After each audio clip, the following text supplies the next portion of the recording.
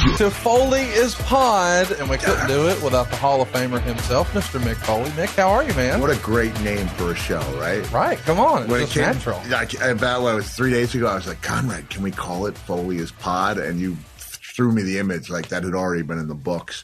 I know that because it just makes sense. Sure. Right? Foley is Pod. It just stands out.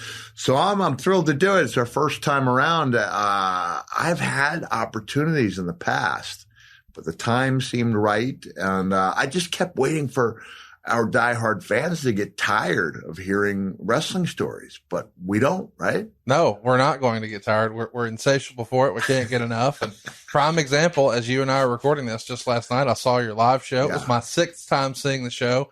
I think it's better than ever. I told you that after the show, and you're still making towns, man. Tell everybody where they can keep up with you and see what you're doing next. You see, you might have caught me. I've got this telltale sign that I'm nervous, which is when I blink kind of like in a strange way. It's almost like a facial tic brought on by weariness. So last night on stage, for example, if you saw me go into the face like I was rubbing my eyes, I was actually blinking because I hadn't slept the night before. Wow. And I'd say if you go back and you were to look at footage of every single promo I've ever cut in the 4 or 5 seconds before that promo begins, I'm doing this strange blinking thing. So forgive me if I blink a little bit, but this is a new terrain for me. Of course. And we will feel our way through it, hopefully become a beloved part of people's weekly schedule.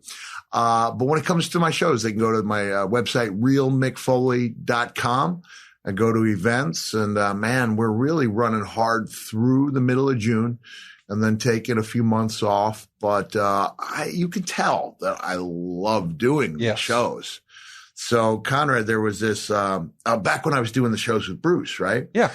So Bruce and I would be terrified because we were outside our comfort zone. Right. I haven't had a drink before a show in years, but when Bruce and I were doing these things, here we are. We both had experience in front of 15, 17,000 people. Bruce had been in front of WrestleMania Stadium. I believe they'd done stadiums by that point. Yeah. And I remember we got 17 people in Worcester, Massachusetts. And here Bruce and I were practically holding on to each other like a mama koala and her little baby. Because we're just scared. We're out of our comfort zone. So I would have 1 or 2 drinks and go on. So Bruce and I did a bunch of these shows. The guy who booked us he's no longer, don't want to denigrate him because he's not here anymore. But they booked it as like total, not insane, but it was like total extreme comedy. And that's not what I do. And Bruce is a storyteller like me. We're not coming out there and do wacky jokes and, sight gags. So it wasn't really a great fit, but it was that idea that you're outside the comfort zone, but you're working on something and you're trying in a different way to put smiles on faces. So now fast forward, several months, Bruce and I we're at the Hilton in Las Vegas. And it's one of the 2 or 3 biggest crowds we did of a dozen or shows. We got about 300 people, but we're in the Vegas Hilton where Elvis used to play. That's where he did his residency. And they've decided that the VIPs, there's like 100 VIPs, they're going to be to the side of the stage. So now we're down to 200 in a 3,500 seat theater. And they're scattered around. Yeah. So I guess it gave the woman who reviewed the show the idea that nobody was there. And she hit me with this is one of the lines that just, it stung. It said, the man who used to play to tens of thousands now plays to tens of tens. And it was like, well, first of all, that is true. But it wasn't true that night. Really, there was hundreds. Hundreds. And I've since come to realize, that doesn't matter. Last night I told a little story about my son Huey being my elf on Christmas Eve, and how when we drove away from the house, I said, "Man, I feel like I've just finished a big pay-per-view match." And he said, "Dad, there was only 3 people there, just a dad and 2 sons." I said, "It doesn't matter, buddy. It's about creating that moment that you hope they won't forget." So I try not to make my show any deeper. It's supposed to be an escape for people. It is. Relive stories, but that one message that I will hit on is don't let other people, decide for you what being a success is. So even on nights when there are tens of tens, and those do happen, I try to bring the A game. And I tell people, I say, man, there are certain nights when you get that reaction and you're in front of, whether it's 70 people or 100, we had about 170. It was, almost packed there last night. Good for, was it Tuesday night or Wednesday night? It was Tuesday. Tuesday. Yeah, I came out of that with that post-show buzz. Yeah. I remember seeing Jewel perform, and I had quoted Jewel's song "Hands." I actually talked about it last night, about how I used to wear the bracelet before it broke that said "Only Kindness Matters," which is a Jewel show. And so I remember her saying, "Hey, dude, we should meet." And so I say, hey, this might sound strange, but I'm coming from an event. I might be Santa Claus. And my wife goes, oh, that's the last time she'll ever talk to you. And then Jewel responds with a DM and is like, oh, like, I think I adore you. Like, she loved that stuff, or the writing the letter to her son, Santa. And so I just want to remark on the fact that when the next time I came to see, it was that night, you do the customary, well, nice to meet you. And sure. After 5 minutes, you don't want to tell, you kind of know when your time is done. And every time I kept excusing ourselves, and my daughter, Noelle, my wife, she go, no, sit down. So, she basically spent the entire hour with the Foley family, and we walk away thinking, we've got a new friend in Jewel. Right. The next time I saw her on the road, is before I bequeathed to her my album collection. So cool. Jewel has Jewel and Alicia Warrington, who is Alicia Taylor on NXT. They own the Foley album collection, the Foley vinyl collection, right? What a weird world it is, right? Jewel and Alicia Taylor have the Foley albums. But when I came back to see Jewel after the show, she had that post-show glow. Wow. It was really cool to be part of that. So you see, after all these years, when someone loves performing, they've got that glow about them. And I had that last night. You saw me afterwards, right? Yeah, you were on cloud nine. I couldn't have been happier. Yeah. And so going back to what the woman said about tens of tens, here's an interesting thing. We might be able to do this on a future show. And I know people tune in, like, all right, Foley's talking about Jewel and Santa Claus. We want you to be thrown off the top of that cell. We like that guy. And we'll get to that guy. But when I did my Santa memoir, right? Yeah. Knowing full well that this is a very limited audience. And I hedged my bets when I vowed I'm going to donate all of the money to, children's or charitable organizations that deal with Christmas.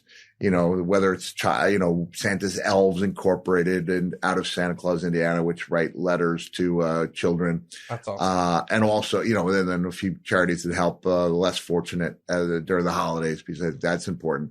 But I also realized it's not like I'm hedging my bets. This is not going to be the big seller where I go, oh my goodness, what did I do? Why did I do that? That's a lot of money to be given away. So I know it's a limited audience. When I did the audio, I broke down when I read the last page where I was talking about visiting a boy at his home, a boy who had cancer. He was so exhausted when I saw him in the hospital a couple days before Christmas. I thought, this poor kid's not going to remember anything about this visit. So I said to his mom, I said, would he like a visit, on Christmas Eve?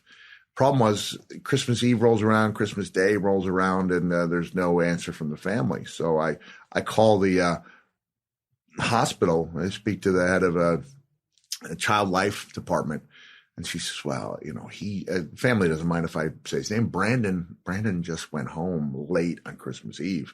I said, well, see if he'd like a visit on Christmas Day. And the mom gets back to her. She relays the message. Well, they would love it, but it's Christmas Day. And this is where I want people, I know I jump around a little bit. Stephanie McMahon wrote in the foreword to that book, and she wrote a great foreword. She said, I've known Mick Foley for over 20 years, and all that time he hasn't changed. She used like 3 words of high praise for me, and she said, and somehow simultaneously naive, like all at the same time. And then she said, and if you pushed my hand, I'd say a little strange.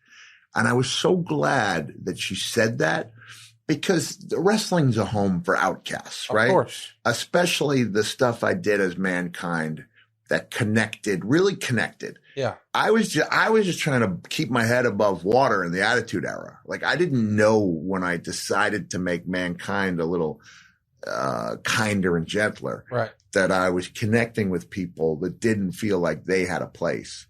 And so if I can spread a message, it's embrace the things that make you strange. Right. Don't shy away from them.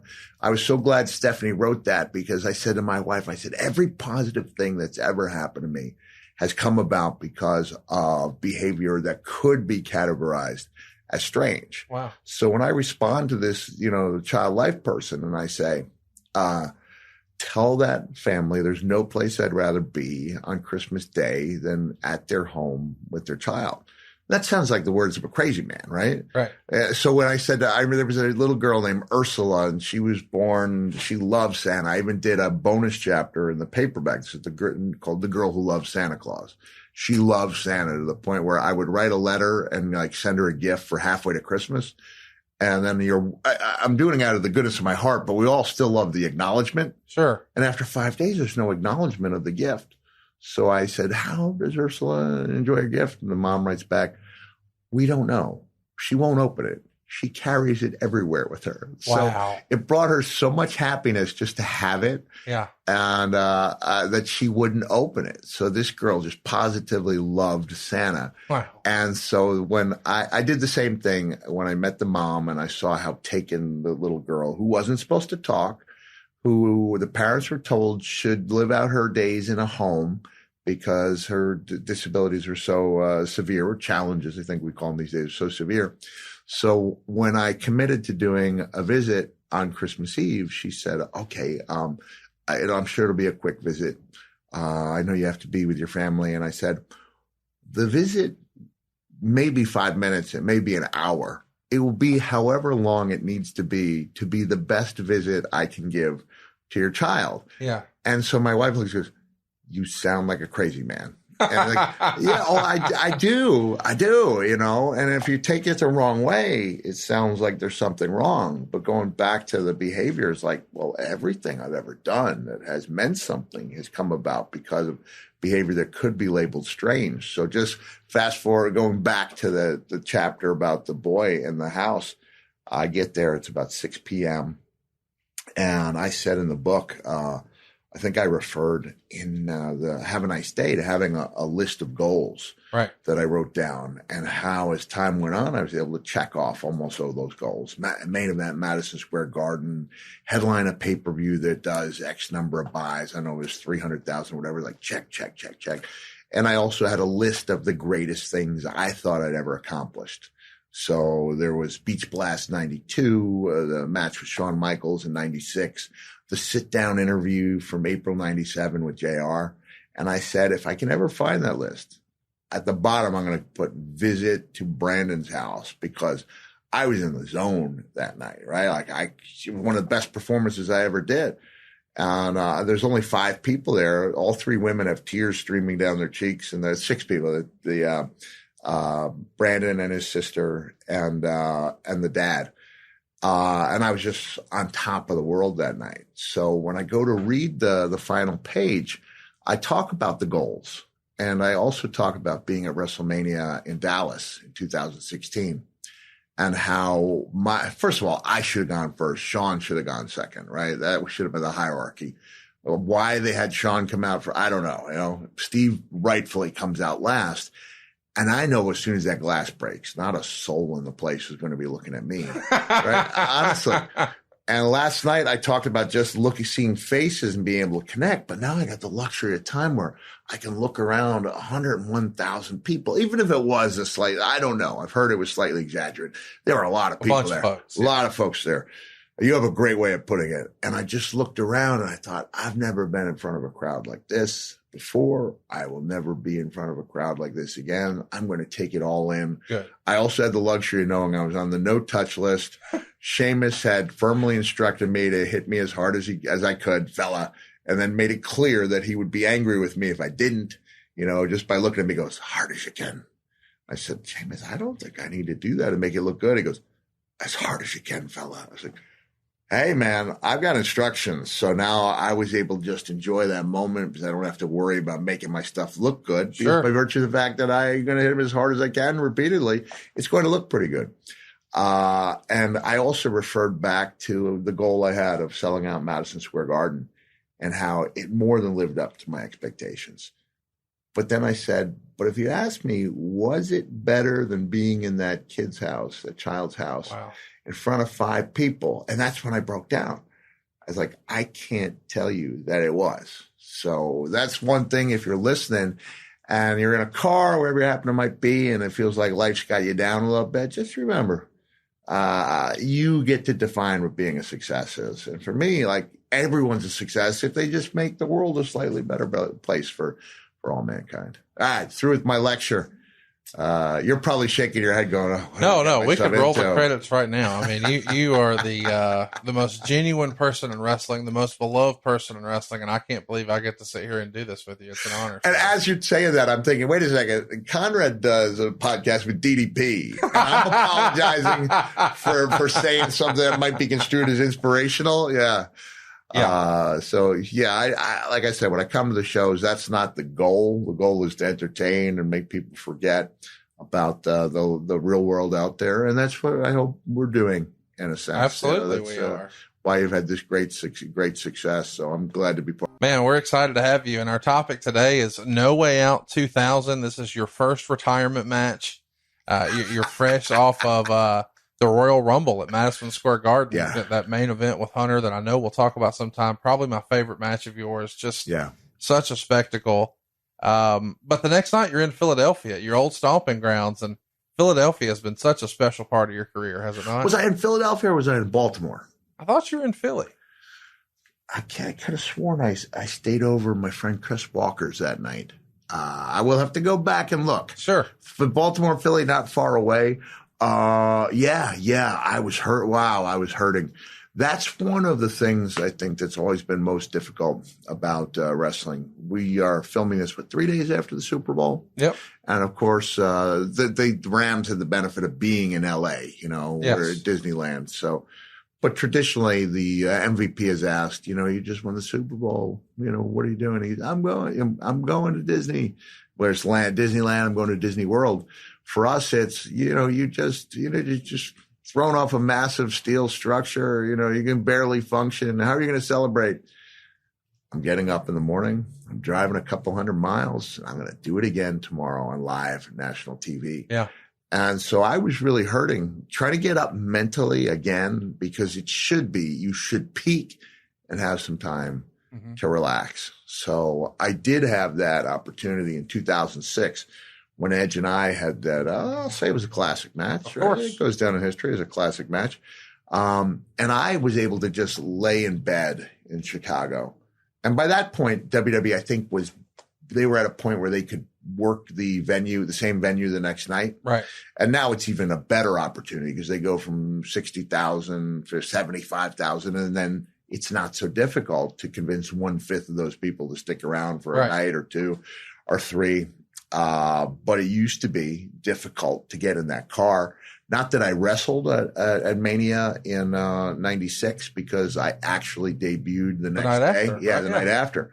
And so there's that story in the book about getting in the car with Vader. And I'd been at that Hilton in Anaheim, which looked over the parking lot at Disneyland. At that time, they refurbished Disneyland so much that it doesn't anymore.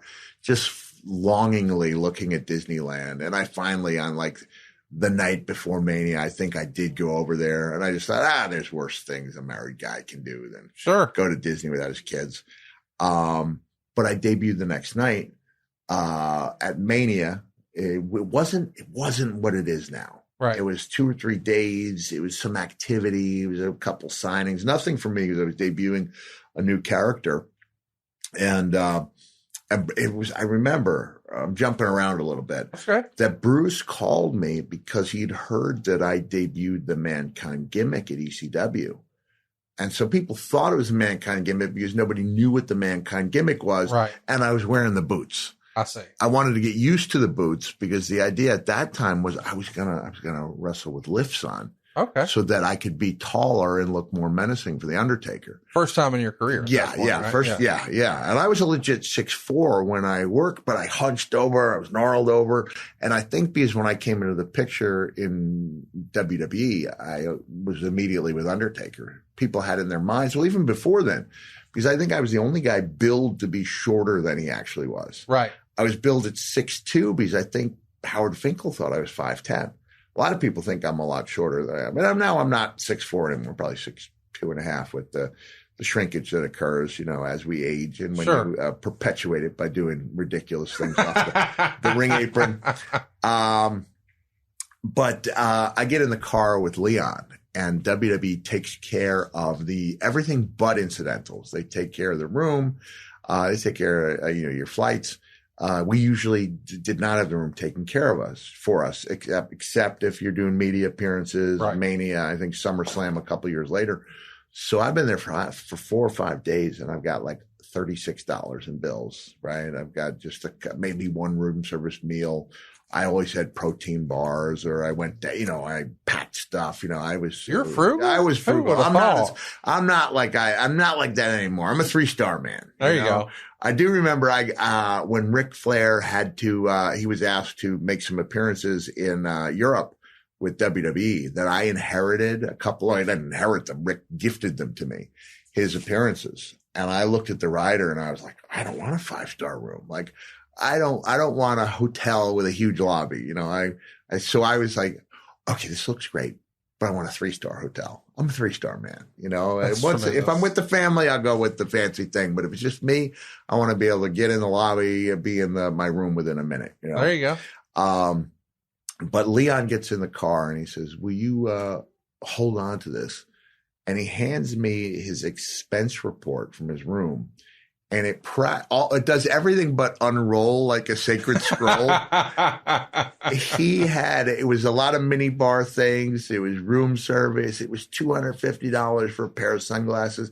Leon had rung up a $2,500 bill in 4 days. Yours was 36. And mine was 36. And I thought to myself, this partnership is not going to last very long, because we're going to be living in exact opposite. For a couple of weeks, I would drop Leon off, and then I would go to the budget motel. He had a pretty good deal, I think, with Marriott at the time. But really what doomed that car riding relationship was Leon's penchant for singing with his shirt off. Oh. And he would get the chips they'd be all matted in his chest hair. And he was just brutalizing beloved 70s songs that I love. Like, to this day, Cat Stevens comes on with Wild World, and all I think is Leon, belting out that tune. Where were we, Conrad, with Philadelphia. That was my long way of saying that it was difficult to hit that peak again. So right. In that case, I was debuting the day after Mania, but for everyone else, they had hit that Mania high.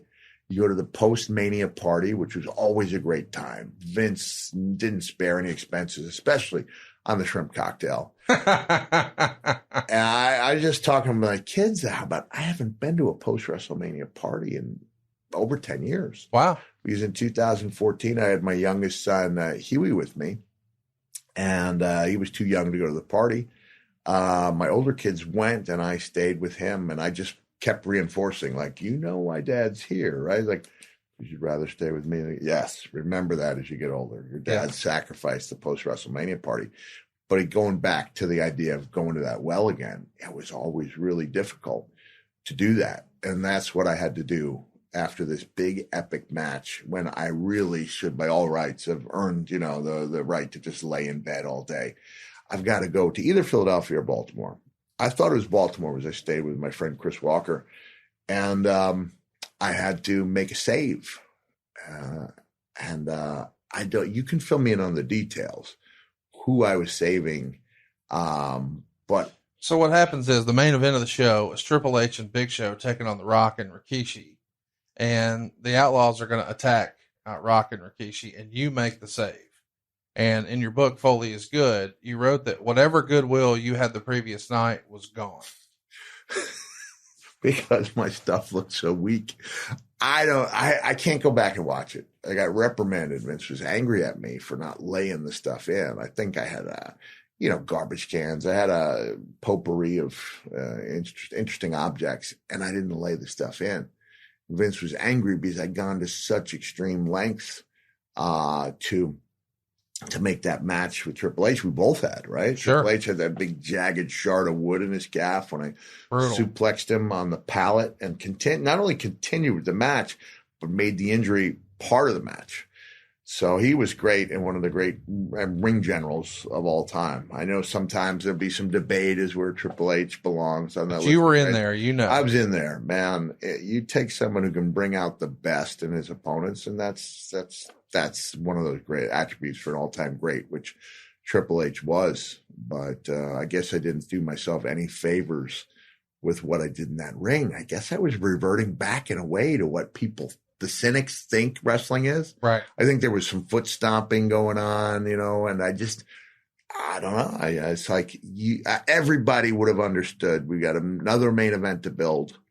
I think everybody would have understood if they'd come out of there a little sore and I'd laid that stuff in a little excessively, but I can't go back and watch it. I have never gone back and watched it. From a performance standpoint, does that come down to you being invested in the creative? Like, obviously the main event in Madison Square Garden and a world title match like that and a brutal street fight, that seems like something you would really get into mentally and you just become obsessed with it versus this is, well, it's a run-in on TV. It's just not the same. It's not the same. Yeah. And I just wasn't there emotionally. Maybe there's some studies that could be done, and I'm not trying to say WWE needs to change what they do, but maybe they take into consideration that if you're in a brutal match, Edge had to wrestle the next night after our match in 2006. It's like, I don't know. I don't know if that's fair, on an emotional level. Or the audience, if they're not going to get the guy at his best. Yeah. I was like, we got to figure out a way to perpetuate storylines without matches. So I'm not excusing what I did that night in Philadelphia or Baltimore, because apparently it was dreadful. But the guys that have to go out there and perform, like, we got a big roster. You take away those 4 or 5 guys. And besides, I'm not a fan of granting rematches the day after Mania. Right. So I think that comes around to bite you eventually. Yeah. When people go, well, why was I so invested last night? Yeah, why was I invested? Why was I paying if I know there's a pattern of getting those matches within a day or two? So I'm just curious, so we're trying to set the stage here because we know we're going to be talking about a retirement match. I'm just curious, did you know going into Royal Rumble, I'm probably ready to wind it down? Or are you hurting as a result of that match, and then you come back through the curtain, and Vince is very unhappy with what happened, and you think, maybe now's time? When does it start to enter your mind that I'm getting close here? Conrad, I'm trying to go back in time and recall if I knew that that we were going to follow up the Rumble with the Hell in a Cell, right? Or whether I'd have to go back. I think Eddie Guerrero had an injury. No, that was later. Eddie came in later, the elbow injury. There may have been some deciding factor that there was a big deciding factor, and I wrote about this. And man, I'm not here to hurt Big Show's feelings, but at that time it was thought people had gotten in his brain. It really messed with him. Not intentionally in trying to make him the best Big Show that he could be. Now you got to be more aggressive, which meant faster. So now you got the biggest man on the planet, and he's, instead of one real deliberate and effective boot, he thinks he's got to deliver 5 or 6 of them fast, and he was just losing course.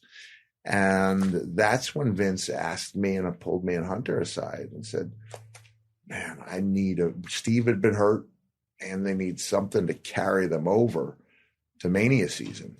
And pulled us aside. And at that point, it was Vince's belief that the show wasn't on that level that he needed him to be. And I had essentially retired a couple months earlier. I was heavy. My knees were really hurting.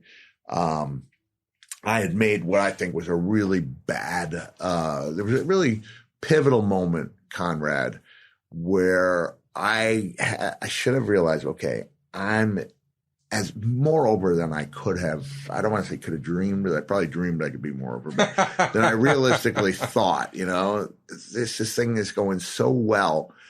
I felt like I needed to be 275, 280 when I came into the company. I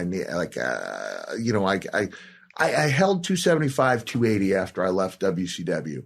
I held it for those 15 months. I got myself into what I thought, was really good shape for my ECW run, my IWA Japan run, did the indies, really wanted to try to make every match as good as I could.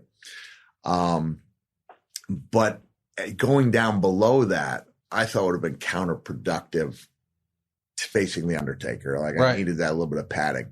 But once I got that over and I started having problems with my knees, I should have realized fans are going to accept me at 250. Right.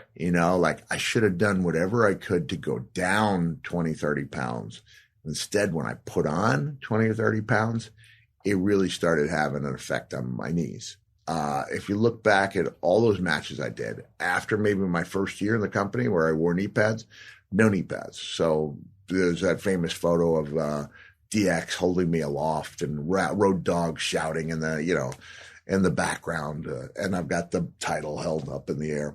And you can see just no knee pads, a hole in the brown tights. And I went in the last 2 or 3 years of my run there in WWE without any knee pads, constantly hitting not just the mat, but the concrete outside.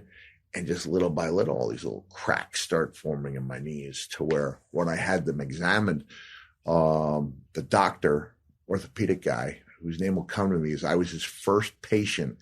And when I was 12 years old, I broke my thumb as a kid. Dr. Ligori calls over his colleagues, and they all marvel at this 34-year-old man with the 80-year-old knees. Wow. They looked arthritic to the point where it's what you usually see in somebody much older. So it was brought on by all those, the real physical style. And I wouldn't say I was taking risks when I was dropping to my knees outside, but I realized trauma to the knees. Yeah, trauma to the knees. And when I did the cactus clothesline, after the first maybe 10, 12 times where I was really out of control doing it, meaning in a good way. I mean, I was taking my risks on that one. And then I started holding on longer, which lessens the risk, but also understanding and fully appreciating that when I did that, I'd be hitting my thighs hard on the apron. Mm-hmm. And then that creates these bruises and discomforts. And so I was really uncomfortable and a lot of pain when I was coming down to that final end. But in either October or November, we can check back because it was that historic night that Bruce has probably talked about, where I said, I don't know, I'm supposed to be searching for Val Venus in like the bowels. This was in Philadelphia. And he takes me like to this, the seedy, it's kind of, like the bowels, the inner workings, peep shows and things like that. And I said, Bruce, I don't know, Mankind's kind of become this family friendly character. Right. And now I'm searching for Val Venus in peep shows and I'm opening up the curtains. We got guys with their pants down at their ankles. And then I say, I start getting into the thing. Bruce, I need as many quarters you can get me, So after you pervert this, and then I open up one of the things. I yanked the guy out of there, and I said, "Is that Kay Parker?" Kay Parker was a great starlet of the late 70s. And now when they cut away, I'm coming running out, and I've got quarters falling out of my pocket, giving the illusion I've been in there for hours. Tremendous. And I think they're towing the car. I said, wait. And I think I said to Bruce after the car gets towed, I said, Bruce, did you know that I was going to get like that emotionally? Oh, yeah. We gave you lip service. Okay, Mick, we'll do the family friendly PG stuff while you're searching the bowels of the building. And we'll just count on you being the type of guy who will run out of a building with a pocket full of quarters. But what was pivotal about that night was that that was the night Al Snow and I worked with Bob and Crash Holly, and I was SmackDown taping, and I fell down twice in the match. The patented catch the boot, spin me around, but I come back with the clothesline. There you go. Which your friend DDP took like the day after I left WCW in '94. And I was like, DDP, you're taking all my stuff. He's like, well, bro, you're not here anymore. Like, one day I might be back again, and I might like to have that stuff. Yeah, DDP had never done that catch the boot, spin, clothesline. He may have added this business to it, but I talked to Vince. I was so embarrassed that night. I said, Vince, man, I think I got to hang up the boots. At that point, it was the sneakers, which I started wearing because of the problems with the knees. And that's where he encouraged me to drop some pounds. And I said, Vince, I can't remember where I live anymore. Oh. He says, what's that? I said, I drive past my house. Like, I can't remember things. And he said, you just had your last match. Wow. So that's when people talk about Vince being selfish and driving people too hard, I'll counter with, all right, maybe there are elements of that. But when push came to shove and he heard that one of his guys was having trouble with his memory, it was more important to him that I be healthy than that I continue to make money for the company. Sure. And so I would have retired if Steve hadn't been hurt, if they didn't need somebody to pull together, as a team, and if Vince hadn't made the determination that show wasn't where he needed him to be. That's when he pulled me and Hunter together and said, how do you guys feel about working together? Yeah, man, I loved it because we'd had the run in '97. And, with DX, we'd been in there a lot together. We had good chemistry. So yeah, let's do it. So that epic Royal Rumble resulted in the, again, I wish I knew whether we knew before the Rumble or it was immediately afterwards. We're going to do the retirement match because the ultimate goal was still to retire. And we're just going to push that off by 4 months. So that's what I was looking at. I dropped probably about 25 pounds, 30 pounds over the course of 6 weeks. My wife and I had a gym, Foley's gym in Navarre, Florida. So, because I was the owner, I would go in after hours and I worked really hard on the cardio aspect so that I could go. And I felt like, we were able to go that night, not only at Royal Rumble, but at No Way Out. How was she thinking about you perhaps considering retirement? Did she think it was long overdue, or what was her stance? She was really concerned as a wife and as the mother of 2 small children, her husband really having these difficulties. So she understood. Vince said something to me. It sounded crazy at the time. He may have said, he may have not have said this at the exact time I retired. It may have been months later, but he said, Mick, what you've done here is going to allow you to make a living for the next 10 years. And I thought, no, I think I've got about an 18-month shelf life to capitalize on what it is I did. I thought that 10-year thing was...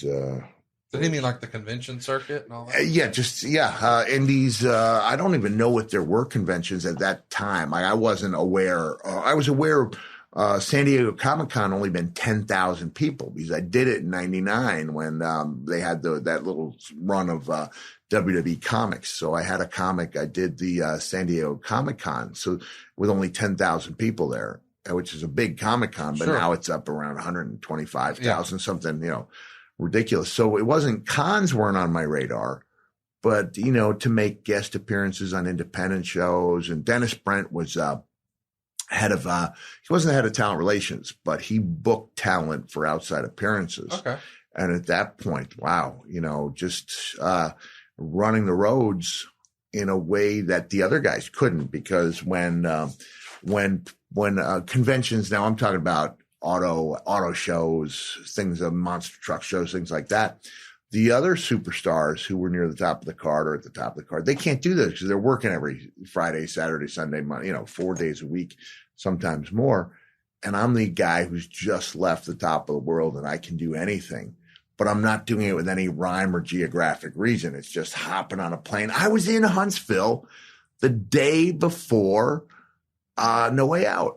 Okay. I was at a car show in Huntsville. World of Wheels. The World of Wheels. Yeah. I was there the day before, and I look back on that, and I said, why wasn't I in a nice hotel right before, like resting up? Why was I getting on a plane the day of this match and flying back. There's no direct flight from Huntsville to Hartford. There was probably 2 layovers, or maybe at least one, but you're spending at least 6 or 7 hours of the biggest day of your life traveling to that show. So it was like one of those things where I'm making too much money to, at that point, the money you could make for one of those shows. Hard to say no. Hard to say no to that, because you don't know how. If I'd known that, wow, here I am in 2022. So Vince was wrong. It wasn't 10 years. It was 22 Decades. And counting. Yeah. That I'm still able to do well. I may have not taken that event the day before the biggest show of my life. Sorry, World of Wheels. Yeah. But it was, I think 2001, I actually had my biggest WWE year ever. And I only had, 2000. I had the big run, 2000 and 2001. I had 2 of my biggest years without really wrestling. Did 4 matches, I think, in 2000. Remarkable. None in 2001. But I was traveling the country and the world. Went over to Australia for WWE, Southeast Asia for WWE to promote the brand. And man, I was logging some serious miles. Retirement didn't really mean retirement. No, it didn't at all. And even when I remember getting home and I marked out, really thought I was the WWF commissioner. And so we bought a house in Long Island, bigger than I wanted to. But part of the reason I bought it with some property was because I didn't want to leave it. I just wanted to be like Howard Hughes ensconced in my own private Xanadu. And after about 3 weeks, my kids were like, Dad, can we go somewhere? I was like, well, we don't have to go somewhere. I'm home now. Right. I'm home. Because as super dad, whenever I was home, when I was off the road, I would always spend that first day doing something fun. Arn Anderson told me that. He said, just make sure, no matter how tired you are, you make your presence known that first day. Get the family, take them out to lunch or breakfast, whatever it might be, and be that guy that day. You can get your rest that night. Later on, the next day, you can take your nap, do whatever you need to do. But that first day, do it for the family. It's good advice. Good advice. If you're out there and you're a young wrestler and you're listening, good advice. Be that guy. And it's interesting that we're here talking about your retirement match, because this is the same time when you're on the cover of TV Guide. And obviously that's not really something people talk about, here in 2022. But at the time, it had arguably the widest distribution of any publication. And there you are on the cover. I mean, this is the equivalent of, going out on top in any other sport too, right? TV Guide, yeah. It's funny because I've become something of a Friends fanatic after watching their reunion. Got a crush on Janice. She was oh my God, Chandler Bing. So yeah, I was like, oh God, I long for Janice. And I think that's a crush that any wife would be like, let him long for Janice, Sure. Like she's a character from a show. And they referred to TV Guide many times. So it was like he was getting it for free under the name Chandler Bong. It was like a quiz show episode where Chandler Bong. But the TV Guide was what you did. That's how you picked out your shows. And to be on the cover of that was like up there with being on the cover of People. Yeah. Yeah, it was like being on the cover of People. And I think I'd actually been on it twice. I think I've been on it in 1999. Strangest pick ever. It was me, Rock, Steve, Sable, and the Cat. Or the Cat may have been on the second run, I think the second run was just me and the Rock, and it was a presidential election year, and so we were both on separate covers, like Vote for Mankind, Vote for Rock type of thing. So things were going so fast at the time. I don't know if you could fully appreciate it. I have since said that part of the challenge when you're in WWE is to both, it says that now we're drifting to an amusement park analogy, given Mr. McMahon's penchant for talking about grabbing for the brass ring. Does anyone even know what that is anymore? No. Okay. No. Knoebels Grove, if you watch Holy Foley and we're on the carousel, you can actually see us reaching for the brass ring. These were old school carousels, and they would go around, and a mechanical arm would come out with a brass ring at its end. So the idea is you reach for the brass ring with your finger and you pull it out. it's a little dangerous because you're encouraging people to lean over enough that they could fall off their horse. I'm sure there have been injuries in the past. So nobody really reaches for the brass ring unless you're at Knoebels Grove Amusement Resort in Elysburg, Pennsylvania. Then you can reach for the brass ring. But that's what it is. You're reaching for it. You're trying to be the best you can be. You're reaching for the brass ring. And so I said, now the challenge is to both reach for the brass ring, meaning you're trying to be the best you can be, while simultaneously stopping to smell the roses. There you go. And it's really difficult to do that simultaneously. Which is why you're at World of Wheels the night before. While you're at the world. Yeah, exactly. Yeah. You're not necessarily appreciating everything you have while you're reaching for the brass You're ring. reaching for it. You're so busy about the competition. And I've seen so many guys, who, look, I love WWE, but I'm sure we're in our partnership. I'll badmouth them occasionally when I think, or criticize them, not badmouth them. But they're a great company. And I think we all, when we're there, fail to appreciate everything about it. But if we completely appreciate it and we're content, then we can't reach for the brass ring. Yeah. But I think by and large, when guys are done with their runs, they look back on those days as some of the best, not just of their career, but of their lives. And we fans do too. Yeah. Thank you. Yeah. And it's a shame. You can't do both simultaneously. Yeah. I mean, you can try. You can try to stop at museums along the way, but by and large, most guys are going to see the gym, the hotel, the airport, the hotel, maybe the bar afterward, although that's changed a lot over the years. Yeah. A tanning bed and the arena. The arena. And after 20 or 25 years, you really haven't seen anything but the highways. Yeah. It's just the nature of the beast.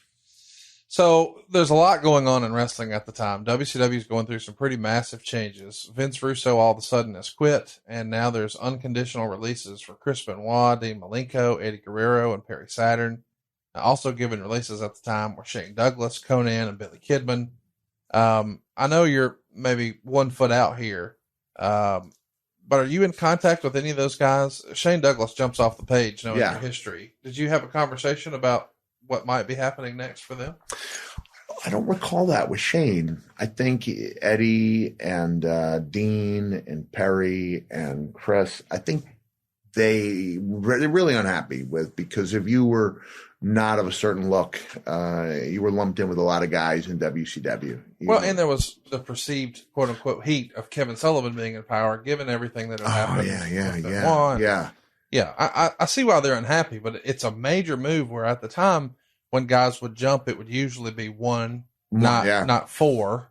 So it was a pretty major shift. And I wondered, when you're thinking about retirement, and again, we don't know exactly when you pinned it down, do you see these guys coming in and think, here I am hurting and slowing down a little bit. Maybe it is time to, make some space for somebody else. Or is that even a consideration? No, I wasn't retired because to make room for anyone else. I was excited to have those guys in the company, and they were a huge part of it. And I think going back, Eddie injured his elbow. Night one, right? Night one. So I'll have to go back and see. It just seems like that had some type of ramifications in my own career. It just feels in my head like that was part of the reason we decided to do the No Way Out as a cell match and a retirement match. It had something to do with Eddie's injury, but I wasn't begrudging any of those guys the shot because they were all, great workers. As far as Shane, I do not recall him reaching out to me after that. I think Shane, remember, he'd been Dean Douglas, right? Yeah. This is one of the worst gimmicks of all time. And I remember Shane telling me when he got the character, Vince told me he doesn't think someone as intelligent as I am should have to yell to get their point across. And so the Shane Douglas we saw as Dean Douglas was the worst possible interpretation. If Shane had come along during the Attitude Era. Totally different. Totally different. Ben, Shane Douglas, the franchise. We might be talking about Shane as one of the great Attitude Era guys, in that top 5 to 10 timing's everything. Guys. Timing's everything. Instead, he gets saddled with one of the worst characters. He's got heat with the wrong guys. he went back to ECW, and I don't think he felt like another WWE run was in the cards. I don't want to speak for shame, but I don't recall getting a phone call about a return at that time. You wrote in your book about a former WWF executive, Jim Byrne, who was trying to claim that the footage from Beyond the Mat, with your family being at ringside distraught, Mr. Byrne is essentially saying that the footage was doctored, and I can't imagine that sat very well with you. With your family being at ringside distraught, Mr. Byrne is essentially saying that the footage was doctored, and I can't imagine that sat very well with you. Yeah, it wasn't doctored. I did know there was going to be a plastic surgeon there. This is where I was thinking about this. I was like, oh man, I've always been uncomfortable with the term blade, right? I don't think I've ever used the term blading. Even in the first book, I referred to it as a small instrument of destruction. And I said, I know that sounds a little barbaric, but sometimes, you draw blood intentionally, and that's blading. So this is like, if there's going to be a bombshell, it would be when I had the phone call. I'm with my kids at Disneyland. I know I've got to do the match with The Rock Super Bowl Sunday. And otherwise, if I didn't have to get on a plane and go to Phoenix, I could have said to the kids, look, we're going to have this bad episode there, but we're going to Disney afterward. We're going to Disney. So, I come back, I'm a mess. Like, kids, don't worry about it. We're going to Disney. But instead, I've got to get on a plane and go to Phoenix. So we do the Disney stuff ahead of time. The night before the big match there with The Rock, the I Quit match, I talked to Russo, and he tells me the plan has changed. The original plan is supposed to be Rock hits, there's number 5 is the magic number of chair shots. Camera's going to show my wife and my kids, and that's where the I Quit comes in. Can't bear to have my children watching me.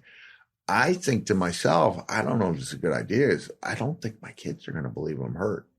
Because for years I'd been telling them, Dad's just playing. Yes. No, you can't hurt Dad. You can't hurt Dad. Just a boo-boo. Yeah, there's a thing where I go, just a little boo-boo. And Noelle said, Daddy, that looks like a big boo-boo. I said, yeah, it is, honey. It is. So this is a first-time revelation, because even in the second book, Foley is good, I said, hey, look, I was already busted open from previous match. That's not true. When I told Vince, I said, Vince, the problem is I'm already lacerated. And I wasn't. Whatever it is I had, I can't remember what it was. Surgical blade or Remington steel, I don't know. Right after that phone call with Russo, man, I took that, just about carved a gully in my head. So now, although what I said technically was not true, at the time I said it, I made it true. And that's why if you look at the footage in Beyond the Mat and you have Francois working on me, he's trying to patch that thing up, because it was just a horrific split. It was just in that moment. I was like, and so we decide, come up with plan B, which is the pre-recorded I quit, which I thought was a pretty good plan B. Very creative. To this day, people will go, was that actually you saying I quit? And it was like, no, that was me at Sunday Night Heat saying, doing a little play on Dr. Seuss. I will not say those words. I will not say them here or there. I will not say them anywhere. I will not say those words, you twit. I will not say, I quit. And that's what they end up recording. If you look back within 1 or 2 weeks, Triple H use that same idea of taking a beating in front of someone as a finish. It had something to do with Triple H in China. I think he looks over China. I think Triple H ends up quitting a match so as to avoid. I have to go back and look at it, but I think they end up using that. So they liked it. They liked it, but there was a concern because USA executives were going to be there. It was thought to be barbaric, and it turns out it was far more barbaric the way it played out, right? Far more than 5 chair shots. It was 11. So going back to Jim Byrne, what I was angry about was like there was no doctored footage.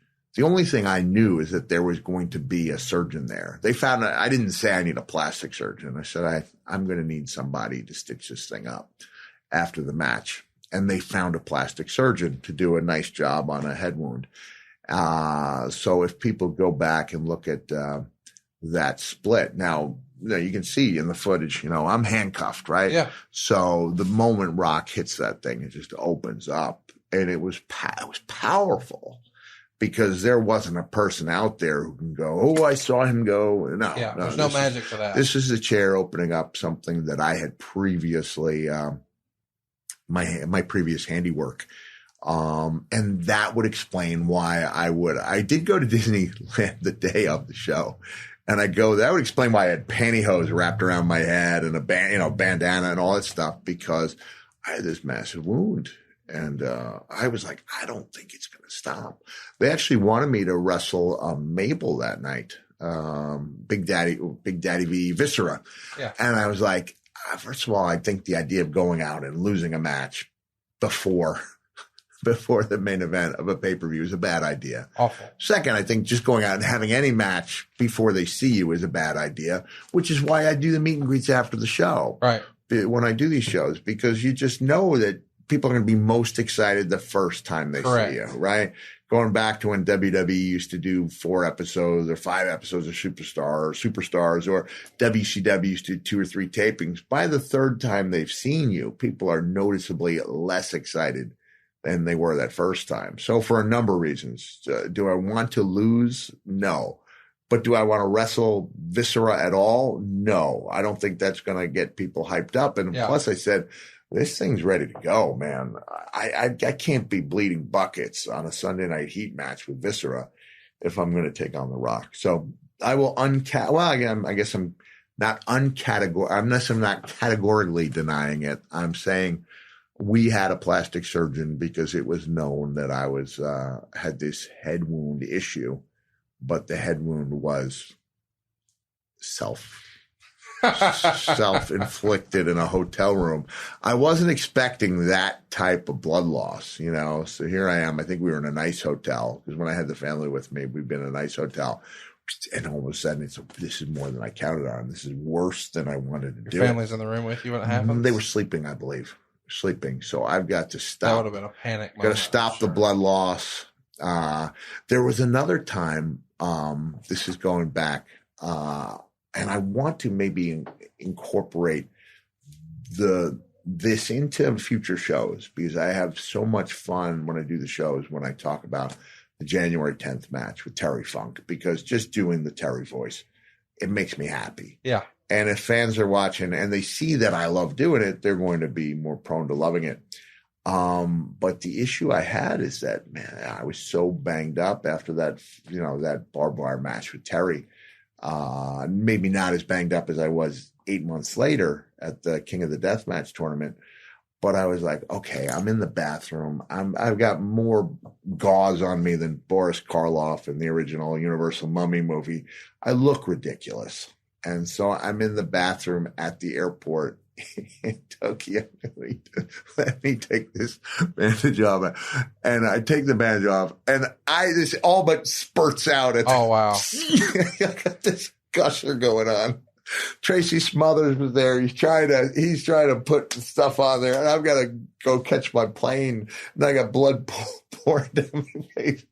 He's putting the pressure on there. Those 4 other passengers. Oh man. I think I did get cleaned up, pretty good. But that woman who the woman who eventually had to sit next to me on the way home from the King of the Deathmatch tournament, she's looking, and my arm's starting to turn color because I've been burned. I can't take a shower because I've got 42 stitches and 7 different body parts. They don't want you to take a shower. I've got all this matted blood. You probably smell like C4. I smell like, it's burnt hair, charred flesh. I smell awful. And she gets up to take a powder from, I got called up at the airport. They said, Foley, Michael, and they give me a business class ticket. This is, it never happened before or since. Actually, my first, this was my probably 8th or 9th tour for IWA Japan. Never flew business, always in coach. and they're handing me a business class ticket. So I sit down, and a poor woman next to me is all but convulses. She gets up, I believe, to use the restroom. After about 30 minutes, she hasn't returned. I look to the back, and this is, Conrad, where I love the idea that this is my interpretation of reality. Was she in a fetal position, hands folded in prayer? Probably not, but she was definitely in a coach class seat. She would rather sit coach. I sit coach and sit next to me. Which is a very expensive fare if you've never priced it. It's a big difference, right? Thousands of dollars extra. And I was like, she would rather sit and coach than sit with me. And I took that as the highest form of flattery. You could stretch out even more. Oh, man, it was great. And to have that power to repel women.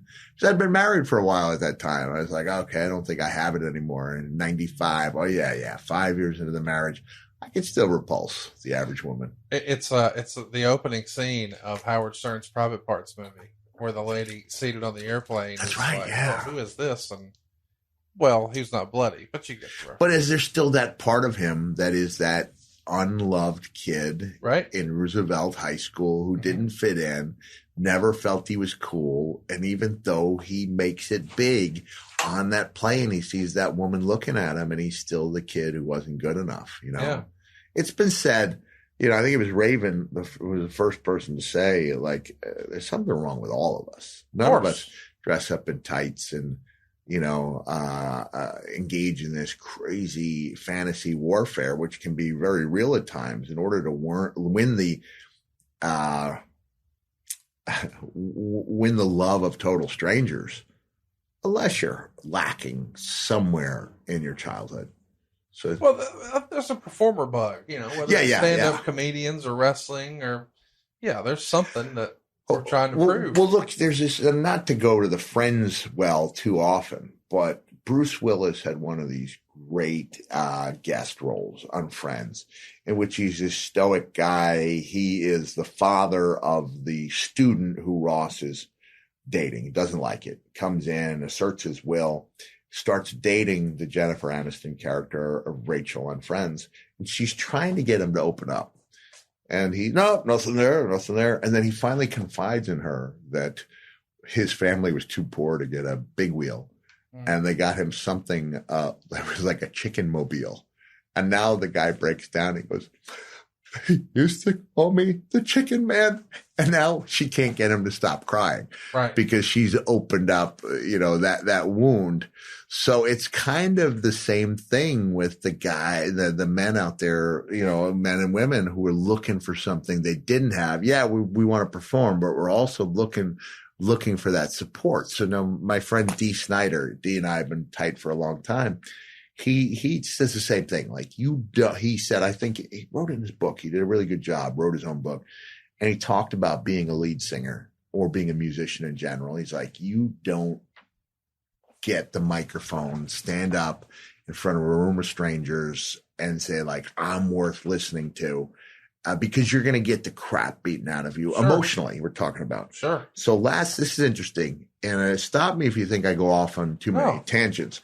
But last night after I did the meet and greet, the manager was really happy. He's still a stand-up comic. Great He guy. said, yeah, great guy. And and I'm relaying to him, the subject of Bobcat Goldthwait comes up. And I said, tell Bobcat Goldthwait, who's going to be there next month, tell him I loved World's Greatest Father with Robin Williams. It's a very dark comedy, but man, it's just a great role. And it's really hit me hard. One of the great speeches to me in cinematic history, where Robin Williams is talking about his son, who's taken on this cult-like fame in the aftermath of a suicide by sexual asphyxiation, which Robin Williams has doctored to make it look like his son was, too long for the world, too sensitive. He writes the suicide note, and this kid takes on a popularity he never had in life. And so now the people got shirts, and the kid is super over, and Robin Williams is giving like the speech at the big, memorial. He goes, my son, and he realizes he's gone too far with this. He goes, my son was a douchebag. He opens up about what an awful human being his son was. But he says, but I loved him. And so he's trying to say he's not who you think he was. Yeah. But everybody, despite their frailties and their faults, deserves to be loved. And Yes. it's just really powerful. Yeah, I'm getting these, the things are on the scalp, when you get the emotional. So that's happening to me now. So I said, why do you think it is? I said, he was so manic and crazy on stage, Bobcat Goldthwait, as a comedian. And for people who never saw his stuff, just think of him. Bobcat Goldthwait was the guy that Bill Murray fired in Scrooged. Yes. So he's essentially doing his stand-up in that character. And it was one of those things, you either like him or you didn't. I did like him. I did too. But I thought it was really noteworthy that when it comes to writing, being a writer and a director, he would gravitate to much darker, more serious material. And so now I'm telling the guy about a discussion I had on the Opie and Anthony show. Those guys were super over at one time. Oh yeah. It's a shame, it ended with a racial thing and Anthony got fired, for going on a tirade on social media. But one time those guys were really, really over. Yeah. And I thought, to me, they would hand you the ball and let you run with it. They weren't afraid of letting the guys shine on there. So I'd been in the studio a bunch of times. They really liked having me there.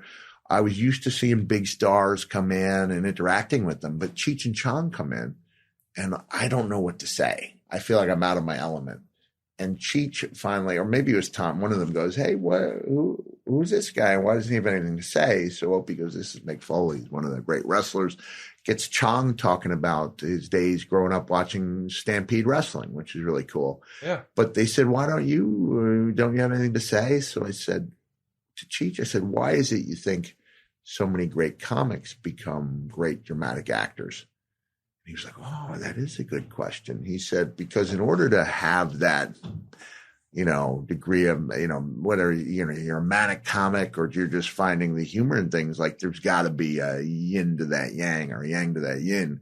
Like you almost have to have a little darker side in order to really embrace that comical side.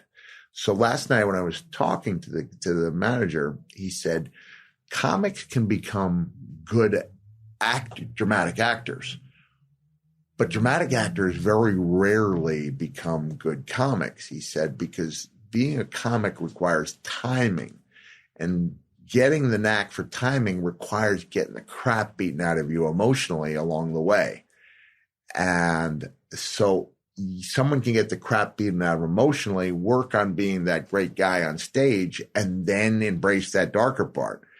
But it's really hard to get a good actor to go back and be willing to take that pounding emotionally in front of a live crowd as they learn the craft. And I thought, that's really interesting and really telling. But you look at a lot of the great comics who become actors, and they go, of course, Tom Hanks would do Bosom Buddies, and he did a couple of like wacky comedies. But you'd be hard pressed to find people who remember that Tom Hanks was a great stand-up comic because he's been such a great dramatic actor. Steve Martin, he did The Jerk coming out of the gate, which I think was a great movie. And he's reverted back and he's done Sergeant Bilko and a couple of crazy things. But by and large, he's known as a great dramatic actor. Yeah. And Robin Williams was the same way. He had this manic energy and he was able to harness that and do these great roles, as World's Greatest Dad, or his role in, I'm trying to think of one with Robert De Niro. Awakenings was really good. Kurt Angle told me about traveling with Robin Williams overseas to do shows for the troops. And he was like, I had to pretend to be asleep because he always felt like he needed to be on. Yes. And I think he'd still be alive if he learned that he didn't need to be on. He didn't need to please everybody at all times. He didn't need to be the life of the party on the plane to Iraq. It has to be crazy pressure. Yeah, crazy pressure. But Kurt also said it was really interesting to see him form the show. He would go out and he would have X number of minutes he would do. And then based on things that they saw and did, he would now write new material for that day and it would grow. So I know we're a long way from where we were. I don't even know where our jumping off point was. We're probably regretting the decision to do this stuff with me. Oh, no, not at all. I'm a rambler, right? No, this is great stuff, man. People want the Foley experience, and they're getting it, right, baby. I'm curious about Beyond the Mat. I mean, you're going to make appearances to promote the movie on Good Morning America, but famously, Vince had cold feet about promoting Vince that. hated the fact that I went on and promoted Beyond the Mat. He hated the movie. Originally, they were involved. That's how they got access to the footage. Maybe they got wind of what it was going to look like, or they got a rough cut, and that all stopped very quickly. Vince is a real believer in the magic. I'll argue that the video that WWE put out, I think it was 2004 when Brock and Kurt had their match in Seattle, and when Brock landed on his head on the Shooting Star Press, with the dual storylines. 03, okay. So, yeah, it was just 4 years after Beyond the Mat. The dual storylines were Brock and Kurt, Rock and Steve. And I thought that was unveiling the magic. And I thought that was in its own way darker than Beyond the Mat. So it's his prerogative. It's his company. And especially if that's the way the story goes, it becomes that you could, I guess, conceivably through editing, make a dark story happy. But that was a sad story. Steve almost, I don't want to say almost died, but he was in the emergency room the night before because he felt so much pressure. And at that time, I can't remember the substance that was in the energy drinks, which you get GNC. It wasn't like it was anything illegal. Yeah. But like a lot of us in wrestling, we don't draw people who do moderation well. Right. Because I joke around about the instantaneous Foley risk-reward ratio analysis. But if any of us actually had a risk-reward ratio analysis about the wisdom of getting in a business that's almost guaranteed to break you physically and is 100% guaranteed to break you down emotionally, and knowing that the chances of making it big are ultra slim, and even after you make it big, who would sign up? Who would sign up, right? But we're all chasing this dream. Ephedrine was the stuff. There you go. So instead of Steve having one energy drink, he may have overdone it, and he was an all-day coffee guy anyway, like a lot of people in WWE are. And man, his heart didn't react well to it. He didn't know what the heck was going on. He thought he was having a heart attack. And to me, that's a heavy storyline. I thought, is it as heavy as what Jake went through in Beyond the Mat? No, maybe not. But I thought it was heavy in its own way. But Vince thought it was taking the magic away. He thought it was a good movie. He told Barry Blaustein, it's a good movie. It's not the movie that I would have made. He was uncomfortable with a lot of the stuff. Do you think the difference is he owned the Brock footage and he put it out and he released it and he was in control versus the other? Yeah, Vince doesn't like to relinquish control. I mean, those are some of the issues I had with him.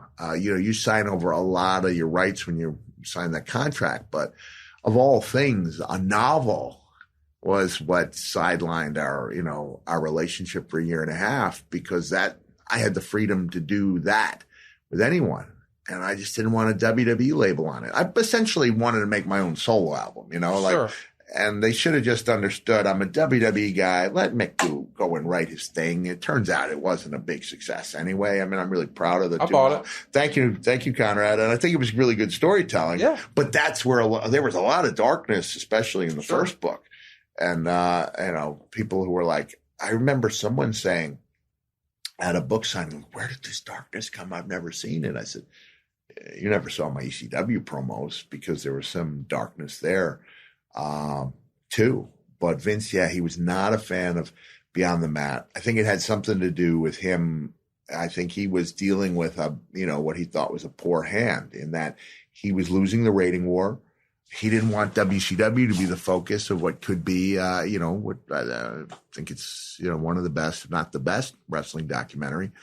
So he relinquished creative control. I don't think he liked that. Yeah. And I don't think he liked his guy. And by the time the movie came out, he was on top in the ratings. Yeah. So he didn't feel and also by the time the movie came out, I was no longer the guy. When Barry originally got in touch with me, I get a knock on the door of our, off the strip motel in Vegas, where Sabu and I are going to wrestle at, like, the Copper Nugget. I think the Copper Nugget. And it was Barry Bloom, who I only knew a little bit as Jesse Ventura's manager, who has since gone on to represent me for the last 22 years, as you well know, right? Sure. And he was like, he wasn't a friend of mine at all. I was surprised to get a call. I've got a guy, Barry Blaustein, and Barry comes up. And so my role more or less in this thing is I'm playing myself, but I'm the guy.